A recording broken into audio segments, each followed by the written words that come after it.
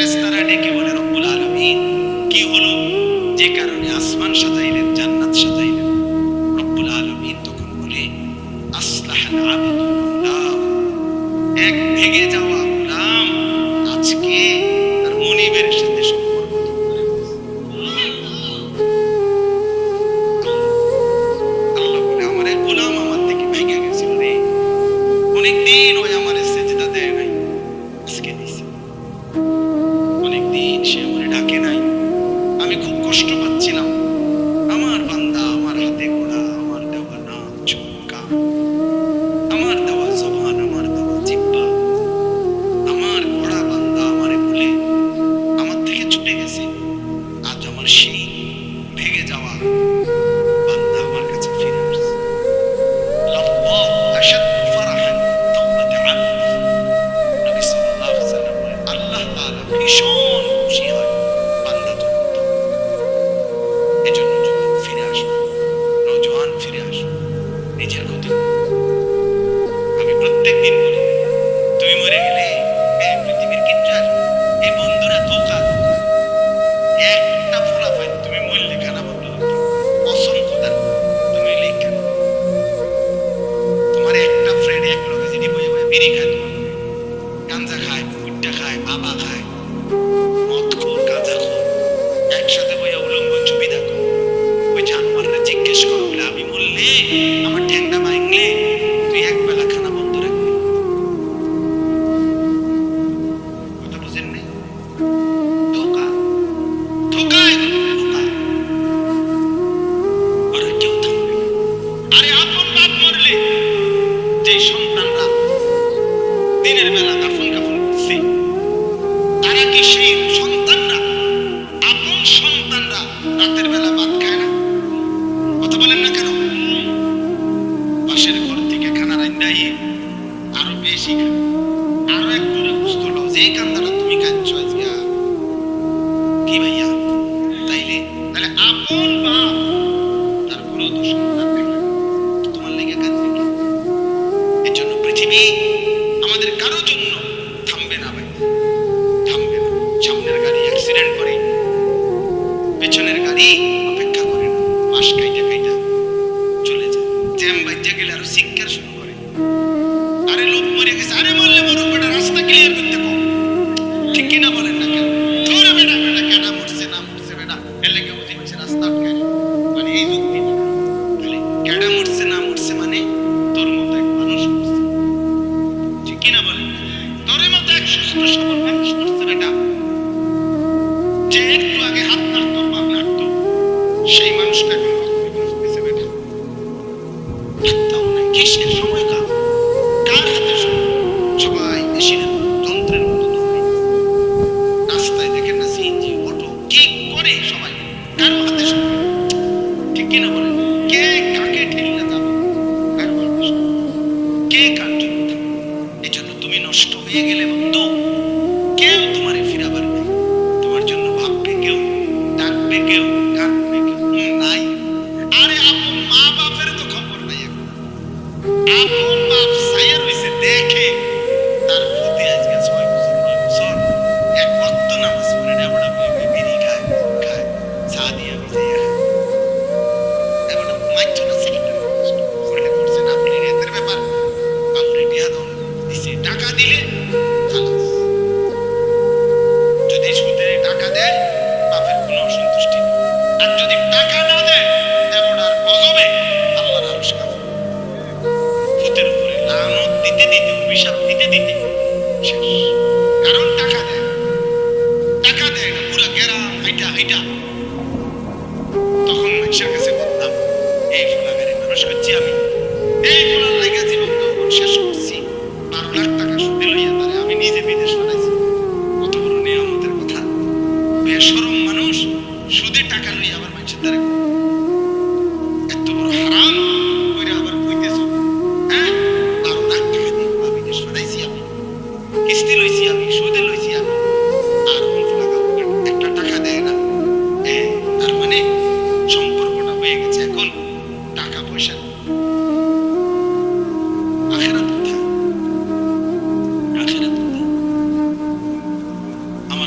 ছিলেন। আজীবন আমার আব্বা বলতেন, আলহামদুলিল্লাহ আমার আব্বা, আমরা 5 ভাই মাদ্রাসায় পড়ছি, 5 ভাই আলেম হইছি। আব্বা আজীবন বলতেন, আমার স্বপ্ন ছেলেরা 5 জন আলেম হবে, আমার কবরের পাশে চারদিকে আমার ছেলেরাই না। এবছর আমরা ঈদের 2 দিন পরে বাবার কবরের সামনে মসজিদে গ্রামে মাহফিল করছি। আমি বয়ান করছি, আমার বড় ভাই বয়ান করছে, আমার ছোট ভাই বয়ান করছে। আমার আব্বার আমরা 5 ভাই 3 বোন, আমাদের ছেলে মেয়ে মিলে, আর আমার মা বাইচা আছে 45 বাবার মা ছাড়া 44 জন, মা 45 একের কোনা 45 একেবারে 45 জনের ছোট বাচ্চাটাও, একবারে 2.5 বছরের বাচ্চাটাও আলহামদুলিল্লাহ আল্লাহর নাম করতে, 2.5 বছরের মেয়েটাও ওই মজলিসে গেছে, আমাদের সবচেয়ে ছোট, সেও মাথায় হিজাব ছিল, আল্লাহর নাম করতেছে। দাদা ভাইয়ের কবরে দাঁড়াইছে, নানার কবরে দাঁড়াইছে। এই জন্য বললাম মা বাপদেরকে অনুরোধ করি, সন্তানের প্রতি সবাই মিলে ফিকির করুন। দেখেন আয়াত তর্জমাটা শুনুন, তাইলে কথা শেষ। আল্লাহ তাআলা বলেন 25 নম্বর পারা কোরআন কারীমের 43 নম্বর সূরা, সূরাটার এই সূরার 7টা আয়াত ব্যাখ্যা লাগবে, শুধু তর্জমা শুনুন, তাইলে বুঝবেন। আল্লাহ বলেন 74 নম্বর আয়াত থেকে পড়ছি, ইন্নাল মুজরিমিনা ফি আযাবি জাহান্নাম খালিদুন। আল্লাহ তাআলা বলেন নিশ্চয়ই পাপীরা জাহান্নামের আযাবে চিরস্থায়ী না। ইন্নাল মুজরিমিনা ফি আযাবি জাহান্নাম খালিদুন,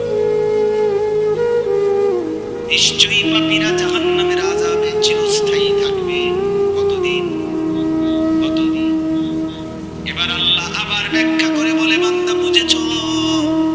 লা ইউফাত্তারু আনহুম, 1 সেকেন্ডের জন্য বিরতি দেওয়া হবে না। জাহান্নামী চিৎকার করে বলবে, মাওলা আমারে মৃত্যু দিয়ে দেন। আল্লাহ বলবে না। জাহান্নামী বলবে, আল্লাহ একটু সময়ের বিরতি দেন, 10টা মিনিটের বিরতি দেন মাওলা। 24 ঘন্টার আগুন, আমারে 10টা মিনিট একটু আলগা থাকতে দেন, আমি যে আর পারছি না মাওলা, এতটা ভীষণ আযাব আমি যে আর সইতে পারছি না মাওলা, আর পারছি না, আর পারছি না। লা ইউফাত্তারু আনহুম, আল্লাহ বলেন 1 সেকেন্ডের জন্য জাহান্নামের আযাব, আগুন বিরতি দেয়া হবে না। ফাতরা কি রে? হুম ফীহি মুবলিসুন। এরপরে আল্লাহ বলেন জাহান্নামী এই দীর্ঘ 24 ঘন্টা অনন্তকাল আযাবের মধ্যে থাকবে। কেমনে থাকবে? মুবলিসুন, বিষণ্ণ হয়ে, উদাস মনে। কোনদিন চেহারায় 1 সেকেন্ডের জন্য হাসি ফুটবে না, কোনদিন আর সুখের নাগাল পাবে না। আজ তো বন্ধু রাত কেটে ভোর হয়, ভোর গিয়ে রাত হয়, অন্ধকার আলো হয়, আলো অন্ধকার হয়। যে হাসে সে কাঁদেও, যে কাঁদে আবার সে হাসেও, ঠিক না?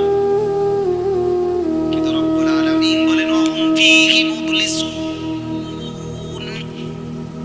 জাহান্নামীর মন, জাহান্নামীর চেহারা বিষণ্ণ, উদাস, সব সময় হাসিবিহীন থাকবে, কোন সেকেন্ড হাসতেই পারবে না। এবার আল্লাহ নিজে বলবেন, মলিন চেহারা দেখে জাহান্নামীকে, জাহান্নামীর চিৎকারে আল্লাহ নিজেই বলবেন, ওমা যালামনাহুম, জাহান্নামী নাফরমান, আমি কিন্তু তোর উপরে মোটেই জুলুম করি নাই। আমি রাত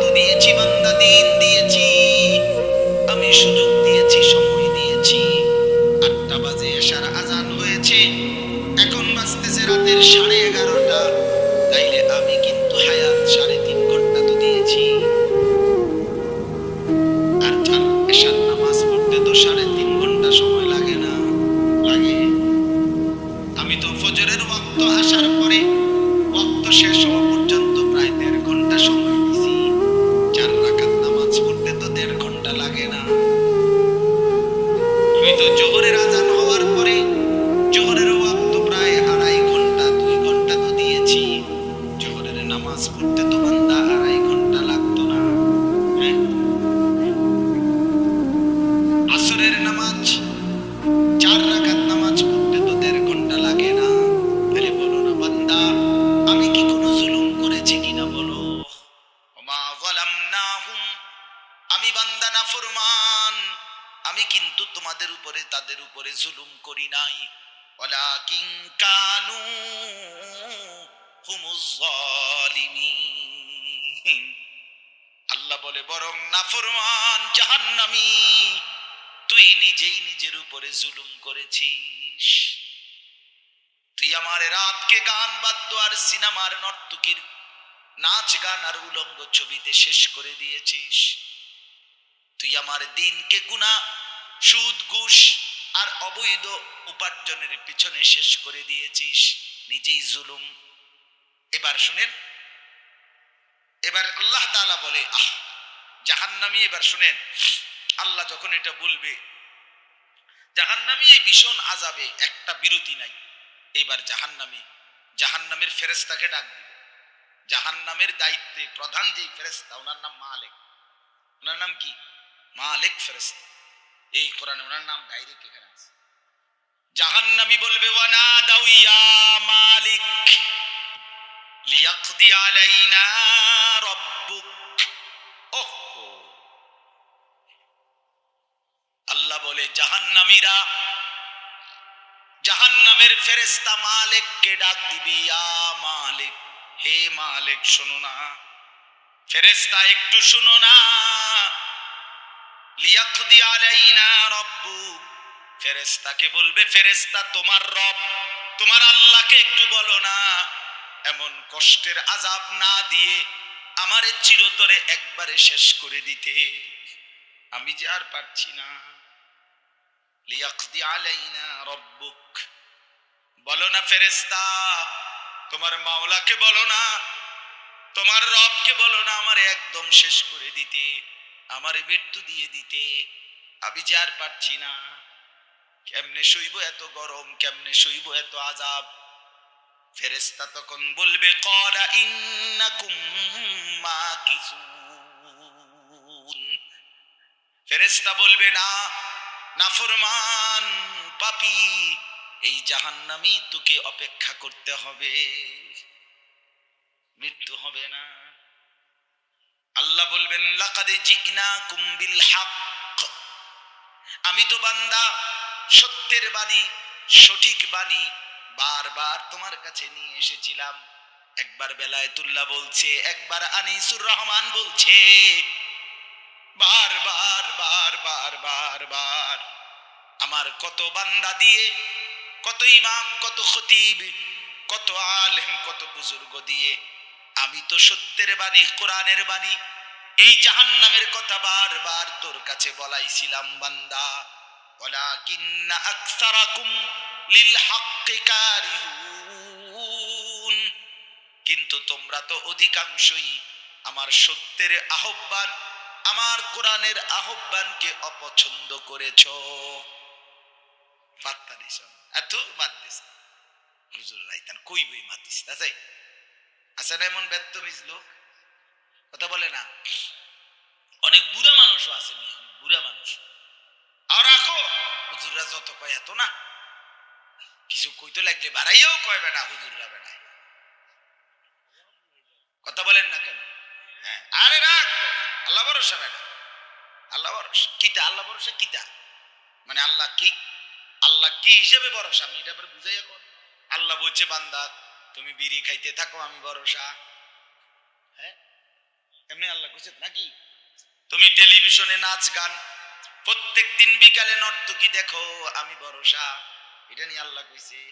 তো আপনি কিতা কইলেন, কি আল্লাহ ভরসা কিতা, কি বুঝাইতে চাইলেন? হ্যাঁ, আল্লাহ ভরসা মানে কি? মানে আপনি গুনার উপরে মৃত্যু পর্যন্ত টিকে থাকবেন আর আল্লাহ ভরসা, এটাই না? নবী সাল্লাল্লাহু আলাইহি সাল্লাম সুপারিশ করবেন মানে কি? নবীজি সুপারিশ করবেন এই কথার অর্থ কি? এই কথার অর্থ এই যে উম্মত, তুমি বিড়ি, সিগারেট, মদ, জুয়া, চুরি, ডাকাতি, জিনা, ব্যভিচার, নাচ গান, সুদ, ঘুষ, তোমার যে দুর্শল্যে কুলায় মৃত্যু মৃত্যু পর্যন্ত, শেষ মুহূর্ত পর্যন্ত তুমি করতে থাকো, আমি সুপারিশ করে করে তোমার বেহেশতে দিব, এই তো অর্থ না?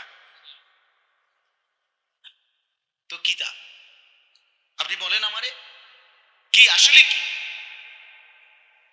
আরে মুসলমান, খুব বেশি খামখেয়ালি, খুব বেশি, খুব বেশি খামখেয়ালি। এবার দেখেন একটা শক্ত কথা আল্লাহ বলছে, আম আবরামু আমরান ফাইন্না মুবরিমুন। আল্লাহ বলে, জালেমরা, পাপীরা, তোরা আমার আযাব থেকে বাঁচবার কোনো ব্যবস্থা করেছো কিনা তোমরা ঠিক করো। ফাইন্না মুবরিমুন, আমি তোমাগরে কেমনে ধরবো, শাস্তি দেব কি কি, এগুলো আমি আল্লাহ আমার গুলো ঠিক করে ফেলেছি। যে আম আবরামু আমরান, তারা কি কোনো ব্যবস্থা করেছে কিনা জিজ্ঞেস করেন। ফাইন্না মুবরিমুন, আমার ব্যবস্থা আমি করে রাখছি। বুঝেন নাই কথাটা? আল্লাহ বলেন, আমার শাস্তি দেব কি কি, আমার আযাব দেব কি কি, আমি সব ঠিক করে রাখছি জাহান্নামে। তুমি বান্দা বাঁচবা কেমনে, তোমারটা তুমি ঠিক করছো কিনা বলো। এবার শেষ আয়াত, আম ইয়াহসাবুনা আন্না লা নাসমাউ সিররাহুম ওয়া নাজওয়াহুম। আল্লাহ বলে, নাফরমান পাপীরা, জালেমরা, দুশমনরা মনে করে আমি তাদের গোপন কথা, অন্ধকারের গোপন পরামর্শ, একেবারে চুপচাপ নিরিবিলি কথাগুলো আমি শুনতে পাই না। কারণ ইয়ারফোন লাগাই রাখছে না, কানের মধ্যে দুইটা বল্টু লাগাইলে তার আল্লাহ শুনে না, কথা কয় না। হ্যাঁ, আল্লাহ আল্লাহ জিজ্ঞেস করছে, তুমি এই ভাবছো না তুমি যে কানের মধ্যে গান শুনবার টাইমে ইয়ারফোনের বল্টু লাগাইয়া রাখো, তুমি মনে করছো না ফরমান মাইনসে না শুনে না, তো মাইনসে যখন শুনে না আমিও শুনি না নাকি? জবাব দেন, ওই যুবক বলো না মিয়া, মাটির নিচে কিংবা অন্ধকারে অথবা একাকী কোনো গোপন জায়গায় তুমি যেই অসভ্যতা করছো, যেই ভিন নারীর সাথে কথা বলছো, বন্ধুদের অসভ্য আড্ডা দিচ্ছ, তুমি মনে করছো গ্রামের কেউ দেখে না, গ্রামের কেউ জানে না। আল্লাহ বলে, তাহলে তুমি কি এই ভেবেছো যে আমি আল্লাহও জানি না? বালা, হ্যাঁ, আল্লাহ বলেন আমি জানি, আমি শুনি, আমি দেখি। আর অরসুলুনা লাদাইহিম ইয়াকতুবুন, আমার পক্ষ থেকে মনোনীত ফেরেশতা ডান কাঁধে বাম কাঁধে, তারা কিন্তু সাথে সাথে 24 ঘন্টা ইয়াকতুবুন, লিখতেছে লিখতেছে লিখতেছে। লিখতেছে কিনা বলেন? ডান কাঁধের আর বাম কাঁধের ফেরেশতাকে তুমি তোমার থেকে আড়াল করবা কেমনে? বলেন না কেন? কেমনে আড়াল করবেন? সুযোগ আছে কারো? আল্লাহ আমাদেরকে বুঝ দান করে। অতএব বাপ, জাহান্নামীর আর্তচিৎকার শুনলেন আপনি, জাহান্নামী আল্লাহকে ডাকবে, জাহান্নামী ফেরেশতাকে ডাকবে, জাহান্নামী একটু আযাবের হালকা করতে চাইবে, জাহান্নামী মৃত্যু কামনা করবে, জাহান্নামী কত ভাবে যে বাঁচতে চাইবে, কিন্তু কসম আল্লাহ বাঁচতে পারবে না। এজন্য দয়া করে রাত গভীরে মেহেরবানি করে চলেন প্রত্যেকে, ইনশাআল্লাহ সিদ্ধান্ত নিন। শেষ পর্যন্ত যে কয়জন যুবক টিকে রইলা, বসে রইলা, ভাইয়া তোমাদের কাছে অনুরোধ, আজকের থেকেই বদলাও ভাইয়া। আগামী দিনে মুসলমানের জন্য, ইসলামের জন্য খুব বেশি যুবকের দরকার। তোমরা না আগাইলে, তোমরা না ফিকির করলে আগামী দিনে ইসলামের জন্য লড়বে কে? সারা পৃথিবী ইসরায়েলের ইয়াহুদিদের জুলুম অত্যাচার এখনো তো শেষ হয়নি। সেই গত বছর অক্টোবর মাসে ফিলিস্তিনের মুসলমানদের উপরে বোম্পিং অত্যাচার শুরু হয়েছে। অক্টোবর, নভেম্বর, ডিসেম্বর, জানুয়ারি, ফেব্রুয়ারি, মার্চ, এপ্রিল, আজকে 7 মাস চলতেছে, এখনো বন্ধ হয়।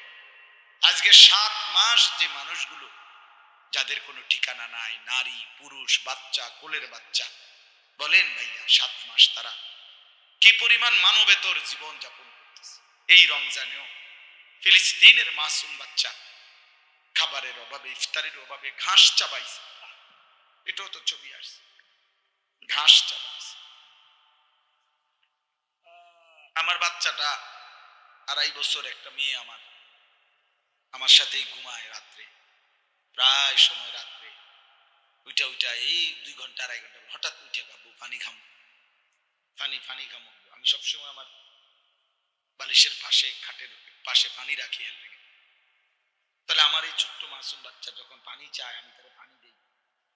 ফিলিস্তিনের এই ছোট বাচ্চা যদি তার মার কাছে পানি চায়, সে মা কোত্থেকে পানি দিবে?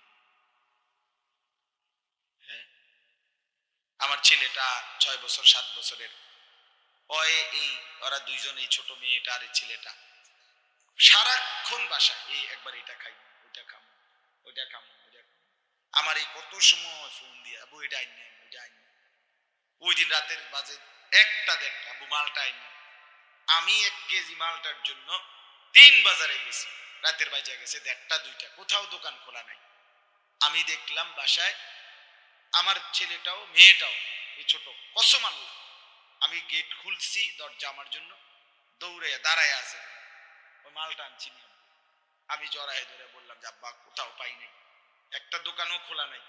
মানে আমি তো জানি সকালে আনতে পারবো, ঠিক না, শুধু রাতে আনতে পারি নাই, এটাই আমার কাছে এতটা কষ্ট লাগছে। তো যেই বাবা যেই মা ওই মাসুম বাচ্চাদেরকে আজকে 7 মাস খাবার দিতে পারে না, ওই বাচ্চাটার কি হাল, ওই বাবার কলিজার কি হালাত। এমন পরিণতি যদি আমাদের হয়, এমন পরিণতি যদি তোমার ছেলের বেলায় হয়, বলো যুবক, তোমার বিয়ের পরে থেকে যদি শুরু হয়, তোমার বাচ্চা হওয়ার পর থেকে যদি শুরু হয়, তখন কি হবে?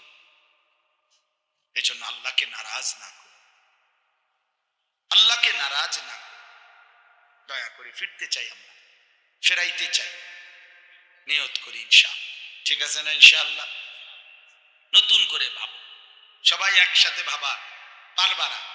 যে যুবকদের ফিকির আছে, বুঝ আছে, দিমাগ আছে, তুমি নামাজ পড়ো, ইনশাআল্লাহ ভালো হবে। তুমি মোবাইল প্রয়োজনে ব্যবহার করো, যার যেটুকু প্রয়োজন এটুকুই বলো। শুধু শুধু নারীর ছবি, নাচ গান, অস্থির দৃশ্য, কোনো দরকার নাই।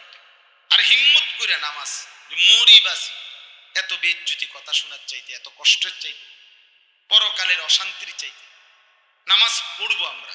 দেখবেন ছেলেরা তোমরাও হিম্মত করে শুরু করলে 5 ওয়াক্ত নামাজ ওষুধের মতোই মনে করো না, বিষ ওষুধ, তিতা ওষুধের মতো। দেখবা 1টা মাস যদি কেউ একটু জন্মা যে মরি বাসি নামাজ পড়মুই, কসম একসময় এটা মজাদার হয়ে যায়। হ্যাঁ, সেজদা দিলে খুব মজা হয়। সেজদা দিলে বান্দা আল্লাহ পিঠে মাথায় আদর করে হাত বুলায় দেয়, খুব আদর করে, আল্লাহ পাক খুশি হয়, বান্দাকে কুলে তুলে নেয়, আদর করে। এই জন্য আমরা দয়া করে ইনশাআল্লাহ নামাজ পড়ি। পর্দার আড়ালের মা বোন যারা আছেন, মা আপনি যদি বেপর্দা হন, আপনিও শেষ হইলেন, এলাকার ছেলেগুলোকেও নষ্ট করলেন। একজন বেপর্দা নারী শুধু নিজে গুনাহগার, সে অসংখ্য মানুষকে পাপে অংশগ্রহণ করায়। এই জন্য একজন বেপর্দা নারী সে সরাসরি জাহান্নামের ফেরিওয়ালা। সে কিসের ফেরিওয়ালা? জাহান্নামের ফেরিওয়ালা। সে জাহান্নামের ফেরিওয়ালা, আগুনের ফেরিওয়ালা। কারণ সে তো তার রূপ যৌবন দেখাইতেছে, ফেরিওয়ালার মতো পিছনে পিছনে ডাকতেছে অসংখ্য যুবককে, দেখো আমাকে, বরবাদ করো নিজেকে, বরবাদ করো নিজের চরিত্র, বরবাদ করো নিজের কবর, বরবাদ করো নিজের আখিরাত। তাহলে সে গুনাহের ফেরিওয়ালা, সে জাহান্নামের ফেরিওয়ালা, সে অসভ্যতার ফেরিওয়ালা। এজন্য একটি সমাজের মধ্যে সবচেয়ে নিকৃষ্ট বেপর্দা নারী, বেপর্দা নারী। আল্লাহ তাআলা আমাদের মা বোনদেরকেও হেফাজত করে। আজকের মাহফিল যে যুবকরা সাজাইছে, আল্লাহ তাআলা সমস্ত নওজওয়ানদেরকে কবুল করেন। বাস্তবতা হইল আসলে 4-5 মাস, মেইন শীত সিজন 4 মাস 5 মাস। এখন 5 মাসে যদি 30 দিন করে হয়, তাহলে হইলো 150 দিন। যদি প্রতিদিন 2টা করে মাহফিল দিতে হয়, দেওয়া যায়, তাহলে 300 মাহফিল মনে করে। এখন মাহফিলের কাগজ আমার গাড়িতে এখনো আছে, মনে মনে কমপক্ষে 1.5-2 হাজার। এটি আমরা ফরে রয়েছে কাগজ, ব্যাগ ভরা এতটি কাগজ। আমি কি করতে পারি? কেমনে দাও, কিভাবে দাও? আচ্ছা, সারা বাংলাদেশ তো নবীনগরকেই বলে, ঠিক না? বাংলাদেশ মানে তো নবীনগর। আপনি এবার বলেন, সারা দেশ থেকে এই মাহফিল নিয়ে কাবজাব, কত মানুষের আবেদন, অনুরোধ, কাকুতি মিনতি। এরপরও আমাদের এই মুফতি বেলায়েতুল্লাহ সাহেব এবং আমাদের এই নবীনগর এসআর মসজিদের ইমাম মকবুল ভাই, মাওলানা মকবুল সাহেব, এরা সবচেয়ে বেশি মাহফিলে কম না। আলহামদুলিল্লাহ, আমি চেষ্টা করছি, ওনাদেরকে অনেকগুলো মাহফিল দিছি, আরো দেওয়ার ফিকির আছে, কিন্তু আসলে সময় একদমই অল্প, মূলত খুব বেশি ডেট নাই, কুলাম যায় না।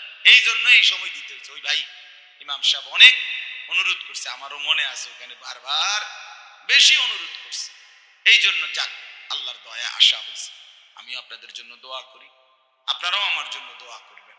আল্লাহ তাআলা আমাদের সবাইকে মিলে মিশে দ্বীনের কাজে অংশগ্রহণ করার তৌফিক দান করেন। আমিন।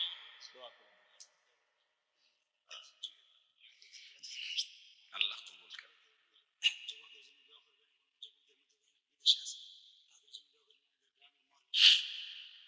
অনেক কষ্ট করে প্রবাসী যে বিদেশি ছেলেরা, আমি নিজ চোখে দেখি।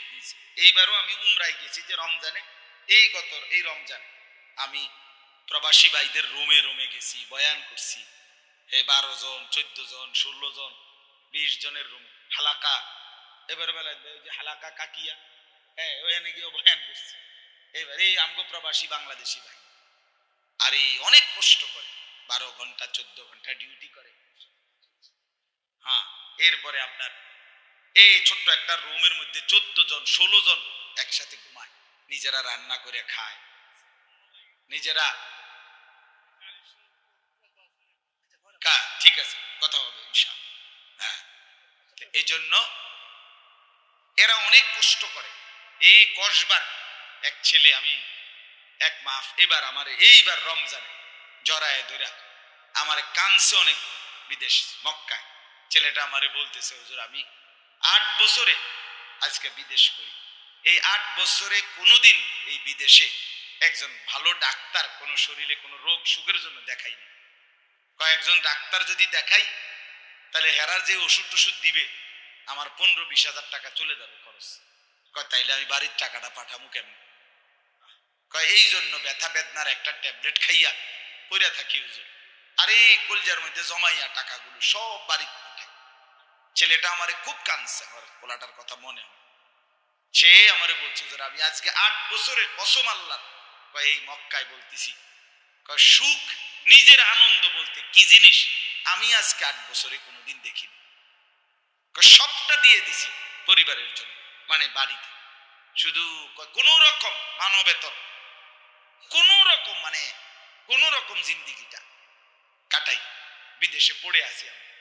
কিন্তু এরপরে বাবা, এতটা কষ্টের টাকা পাঠাবার পরে যেই স্ত্রী, যেই বিবি বাজারে বাজারে ঘুরে, বেপর্দা ঘুরে, মোবাইলে সারা দিন রাত পড়ে থাকে, স্বামীর পবিত্র আমানত, নিজের ইজ্জত, নিজের সতীত্ব নষ্ট করে, পরকিয়া, ভিন কোনো পুরুষের সাথে অবৈধ কোনো সম্পর্ক করে, তার মতো অসভ্য, নির্লজ্জা, বেহায়া, অসভ্য নারী আল্লাহর জমিন আর কেউ হইতে পারে। তোর জন্য বেটি, তোর ছেলেটার জন্য, বাচ্চাগুলোর জন্য, এই ছেলেটা, এই পুরুষটা আজকে 6টা বছর, 8টা বছর, 12টা বছর বেটা বিদেশের জমিনে পড়ে আছে, আর বিনিময়ে তুই নিজের জিন্দেগি নষ্ট করে দিলা, স্বামীর পবিত্র আমানত নষ্ট করে দিলা তুমি।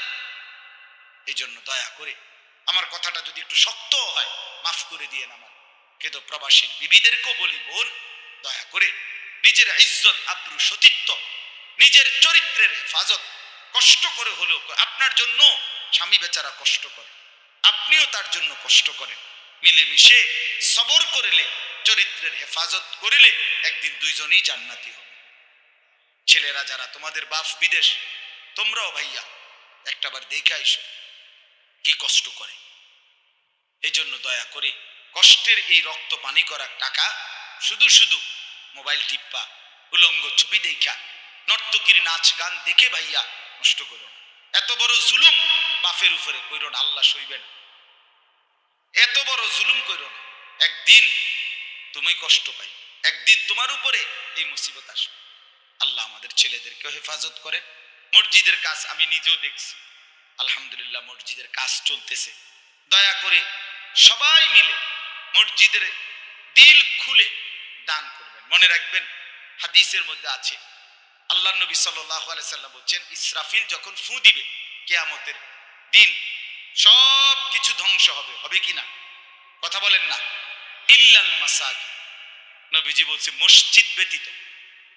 ইসরাফিল ফু দিলে আসমান জমিন চন্দ্র সূর্য ঘর বাড়ি দালান বিল্ডিং পাহাড় নদী সব চুরমার হয়ে যাবে, মসজিদ ভাঙবে না। বলতে হলো মসজিদ কি হবে? ইয়াদম্মু বা'দুহা মা'a বা'দ, এক মসজিদ আর এক মসজিদের সাথে লাগবে, মিশবে আর কি। মিশা সব মসজিদ কাবা ঘরের সাথে মিলবে, একসাথে আল্লাহর ঘর কাবা সহ একসাথে সবগুলো জান্নাতে চলে যাবে। এরপরে এই জন্য মসজিদের দান যে করলেন, আপনি মসজিদে টাকা পয়সা দান করলেন, যে এই মসজিদ আপনি বেশ দিকে দেখবেন। আর এই যে আমরা গ্রামের মসজিদ বুঝেন, এই জন্য মসজিদের দান শেষ হয় না। মসজিদের দান কি হয় না? শেষ হবে না। আপনি দিয়ে যাবেন, এ আগে দিছেন আবার দিবেন, সামনেও দিবেন। ঠিক আছে ইনশাআল্লাহ। সবাই সহযোগিতা করেন। ভবিষ্যতেও ছেলেরা তোমরা নিজেদের এই মাহফিল আন্তরিকতার সাথে মিলেমিশে চালু রাখো, চেষ্টা করবা। আমরাও যদি কখনো আবার সুযোগ পাই আসার চেষ্টা করব। আরো উলামায়ে কেরাম বেলায়েত ভাইয়ের সাথে কথা বললে ফিকির করে দেবে ইনশাআল্লাহ, চেষ্টা করে দেবে। আল্লাহ তাআলা সবাইকে